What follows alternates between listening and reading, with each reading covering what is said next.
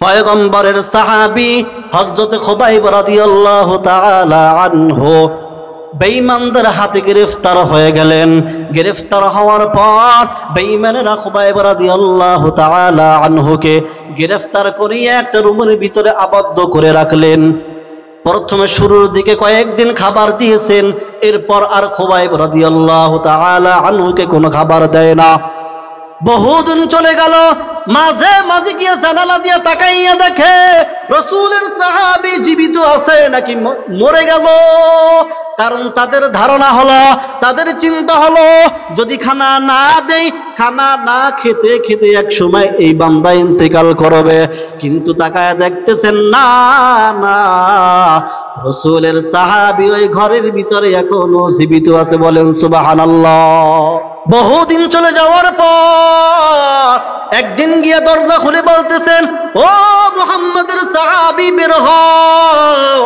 খুবাইব রাদিয়াল্লাহু তাআলা আনহুকে বের করে নিয়ে রাস্তা দিয়ে নিয়ে যাইতেছেন, আর বেঈমান বেদিনদেরকে, মুশরিকদেরকে ডাকতেছেন, আসো আজ একজন মুসলমানকে হত্যা করা হবে। সমস্ত মুশরিকরা তামাশা দেখার জন্য রাস্তায় চলে আসলো।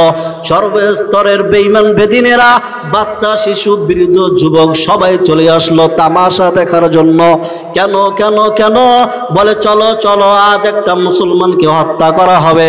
এটা আমাদের জন্য একটা বিজয়, কারণ আমরা একজন মুহাম্মাদের অনুসারীকে হত্যা করতে পারবো। এজন্য সবাই দলে দলে দলে দলে আসতেছে। কিছু দূর যাওয়ার পর খুবাইব রাদিয়াল্লাহু তাআলা আনহু তাকায়া দেখতেছেন একটা স্টেজ বানানো। খুবাইব রাদিয়াল্লাহু তাআলা আনহুকে ওই স্টেজে উঠাবার পর প্রশ্ন করা হলো, ও মুহাম্মাদের সাহাবী, বলো তোমার কোন শেষ ইচ্ছা আছে কিনা, বলো। খুবাইব রাদিয়াল্লাহু তাআলা আনহু বলে, ও ভাই, আমাকে 2 রাকাত নামাজ পড়ার অনুমতি দাও। মৃত্যুর মুখে দাঁড়াইয়াও নামাজ। খুবাইব রাদিয়াল্লাহু তাআলা আনহু বলে, ভাই 2 রাকাত নামাজের অনুমতি চাই।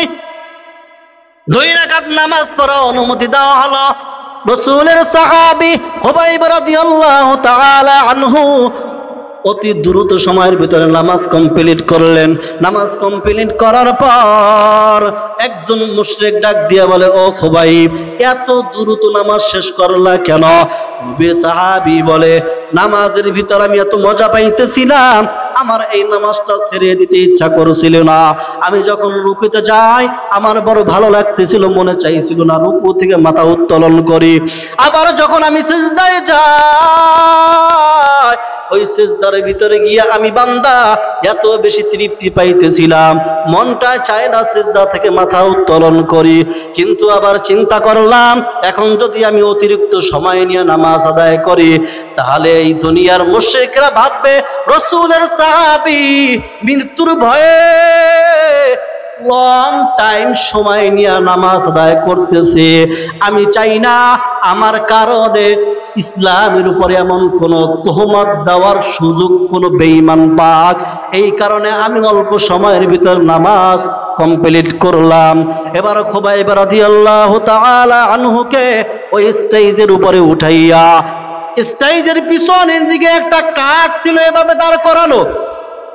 ওই কাঠের সাথে খুবাইব রাদিয়াল্লাহু তাআলা আনহুকে দাঁড় করাবার পর এরপরে 2 হাত 2 দিকে এভাবে প্রসারিত করিয়া 2 হাতের ভিতরে প্যারাক মেরে দিয়েছে, পায়ের ভিতরে প্যারাক মেরে দিয়েছে। শুধু তাই না, দুনিয়ার মুশরিক কাফের বেঈমান বেদিনেরা কাটা এনে এনে খুবাইব রাদিয়াল্লাহু তাআলা আনহুর ভিতরে, শরীরের ভিতরে অনাবরত আঘাত করতেছেন। মা বোনেরা যেমনি ভাবে মোরব্বা যেভাবে বানায় খোঁচায়া খোঁচায়া, খুবাইব রাদিয়াল্লাহু তাআলা আনহুকে ওইভাবে কাটা দিয়া খোঁচায়া খোঁচায়া পুরা শরীরটা জর্জরিত করে ফেলল। গোটা শরীর থেকে রক্ত পড়তেছে।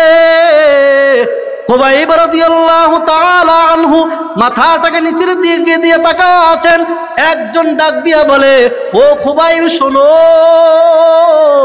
তোমাকে সর্বশেষ একটা অফার দিতে চাই, সর্বশেষ তোমাকে একটা সুযোগ দিতে চাই। এই সুযোগটা যদি তুমি গ্রহণ করো, আমাদের এই শর্তটা যদি তুমি মেনে নাও, তাহলে আমরা তোমাকে খালাস দিয়া দিব, তোমার জীবনটা আমরা ভিক্ষা দিয়া দিব, তোমাকে ছেড়ে দিব। আল্লাহর বান্দা নবীর সাহাবী বলতেছেন, ও ভাই বলো কি তোমাদের শর্ত, আমি শুনতে চাই। মুশরিক ডাক দিয়া বলে, খুবাইব তোমার জবানটা নাড়াইয়া শুধুমাত্র একবার তোমাদের নবী মুহাম্মদ নামের আল্লাহর বান্দা, ওই যে মুহাম্মদ আব্দুল্লাহর বেটা মুহাম্মদকে শুধুমাত্র একবার একটু তুমি গালি দিবা। যদি তুমি তোমার জবান দিয়া মুহাম্মাদের গালি দাও, এর বিনিময় আমরা তোমাকে ছেড়ে দিব। আল্লাহর বান্দা নবীর সাহাবী ধমক দিয়া বলে, ওরে দুনিয়ার মুশরিকেরা শোন, আমি এমন এক আল্লাহর গোলাম, এমন এক নবীর উম্মত, শুধু একবার নয়, আমি খুবাইবকে যদি 1000 বার জীবন দেওয়া হয়, আর আমি 1000 বার আমার জীবনটাকে বিলায়া দিব, তারপরও আমার জবান দিয়ে আমার নবীকে একটা গালি দিতে আমি পারবো না। যেই গালির বিনিময় আমার জীবনটা আমি ভিক্ষা পাবো, বাঁচতে পারবো, এমন জীবন আমি চাই না। তোমরা আমাকে যদি হত্যা করতে চাও হত্যা করে ফেলো, তারপরও আমি আমার জবান দিয়া আমার নবীকে একটা খারাপ ভাষায় গালি দিব, এটা কোনোদিন সম্ভব না। জবানটা নাড়াইয়া মুসলমান আওয়াজ দিয়া বলেন সুবহানাল্লাহ। খুবাইব রাদিয়াল্লাহু তাআলা আনহু শাহাদাতের পিয়ালা পান করলেন।